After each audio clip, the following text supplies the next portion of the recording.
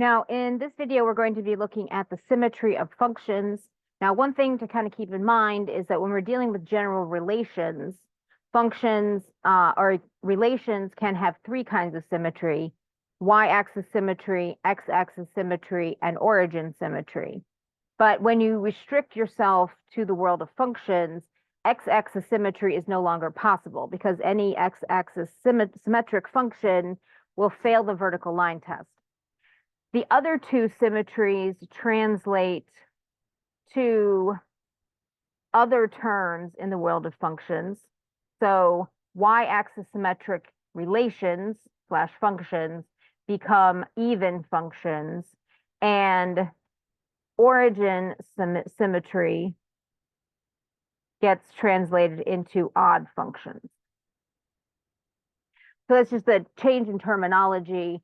The tests, we're going to do the algebraic versions, and we're also going to do the do this graphically. The tests are basically just translations of each other.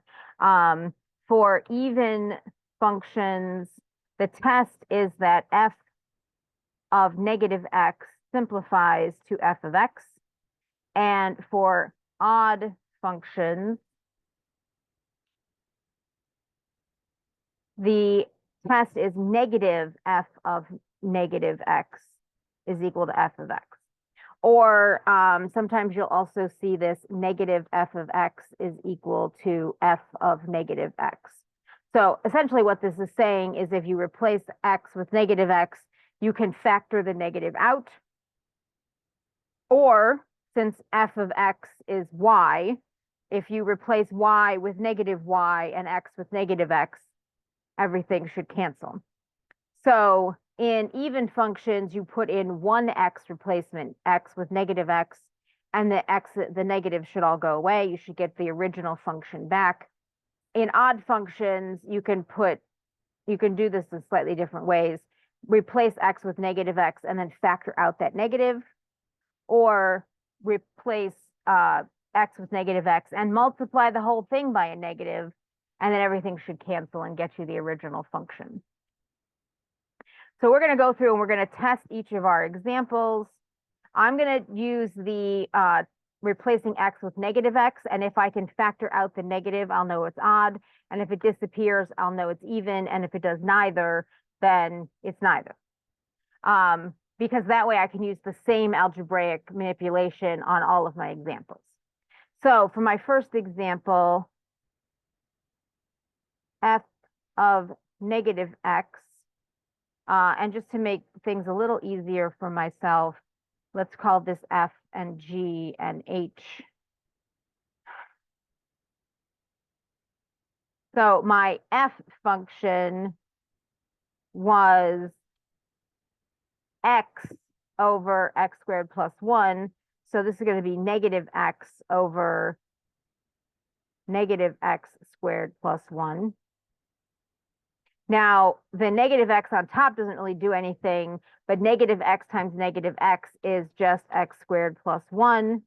And that is, in fact, something I can just pull that top negative out of. And so now this is the negative version of my original function. So this has odd symmetry. Or we could call it an odd function. Now, if I do the same thing for g, my g function was x times the square root. So negative x times the square root of x minus 2, negative x minus 2. I can pull out a negative, but the expression I have under the radical negative x minus 2 is not my original function, and I cannot pull the negative outside through the square root in order to cancel the negative on the outside. Square roots, if they don't have squares or even powers under them, they are neither symmetries. So this has none at all. And again, we'll graph these in a second, and then we can look at the symmetries ourselves. And then finally, for the h function, our h function was the absolute value of x squared plus 3x. H of negative x is going to be the absolute value of negative x squared plus 3 times negative x. And if I take negative x times negative x, I get x squared, but then this becomes minus 3x. That's not the original function, and that is not the negative of the original function. So this is also a neither. Now, I will just say, if I had a function, just as an example, like x squared plus 3, then this would be even. The fact that the x is in there is what makes this a neither function. So let's go to Desmos and look at these graphs graphically to see if we can look at their symmetry that way. Now, if we look at our original first f function,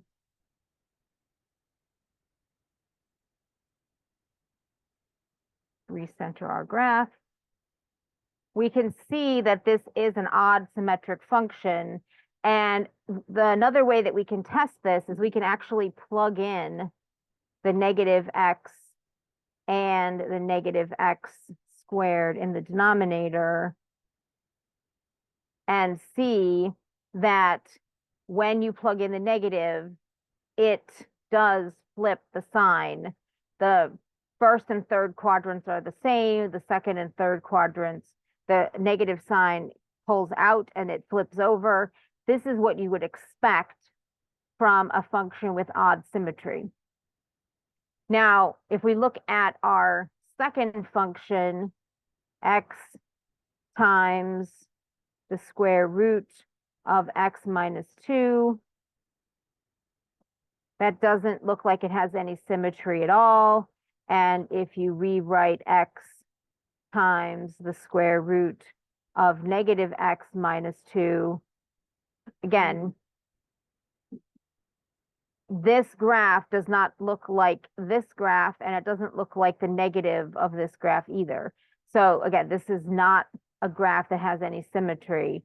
And you can see that by the fact that there's no mirror in the second quadrant, there's no mirror in the third quadrant for this piece that's in the first quadrant, so no symmetry. Now, if we look at the absolute value of x squared plus 3x, if this was shifted over, then we would have some sort of symmetry, but in its present position, we don't have any symmetry. Absolute value of negative x squared plus 3 times negative x. Again, that's not the same graph, and it's not the negative of that graph.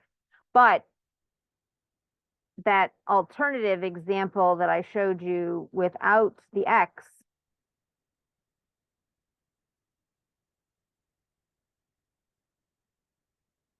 this was our original graph, and this was our symmetric graph.